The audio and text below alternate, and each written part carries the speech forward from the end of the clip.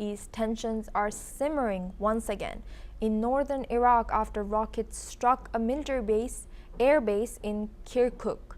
Two Katyusha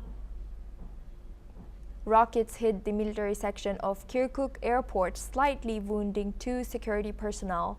A third rocket slammed into a house in the city's Uruba neighborhood, causing material damage.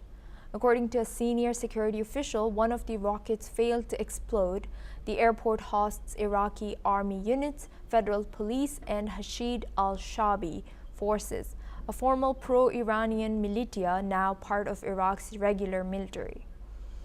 No group has claimed responsibility for the attack, and according to the airport authority, flights were not disrupted.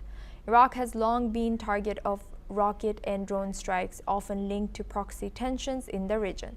Just last week, unidentified drones struck radar facilities at military bases in Baghdad and southern Iraq, hours before a ceasefire ended the 12-day Iran-Israel war. The government has launched an investigation into both incidents, but so far no perpetrator has been identified. While Iraq has seen relative calm in recent months, these latest strikes have raised new concerns over security and stability in a region still grappling with decades of conflict. Now we are joined by guest Jordan Cope. He's a Middle East affairs expert joining us from Erfurt, Germany. Thank you, Jordan, for staying with us. Now, with this situation, given the recent Iran-Israel war and ongoing regional proxy battles, what more can Iraq's government do to prevent its territory from becoming a launch pad or battleground for other countries' conflicts? It has long been a battleground through which Iran has sought to project its stake and influence for many, many years. Historically speaking, parts of Iraq were considered within the realm of Iranian empires.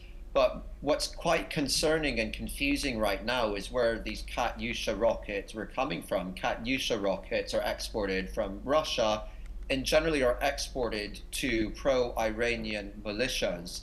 And so it's incredibly confusing why these rockets were fired, and because likely militias that might have had access to these rockets might have included Kataib Hezbollah, which aligns itself with Iran. It's questionable why the location and the destination was targeted.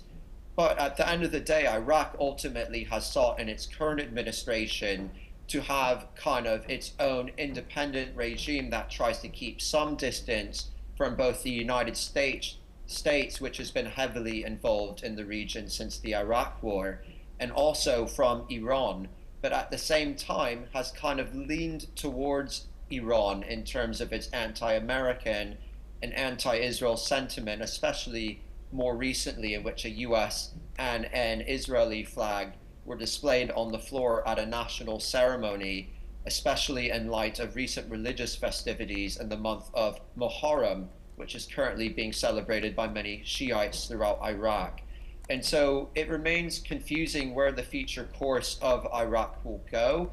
However, after the 12-day war and with Iran's influence on the decline, I also wouldn't be surprised if Iraq tried to distance itself a little bit more and more from Iran as its power continues to wane in the region. Thank you, Jordan, for sharing that insight. You will stay with us for the next news as we stay in the Middle East.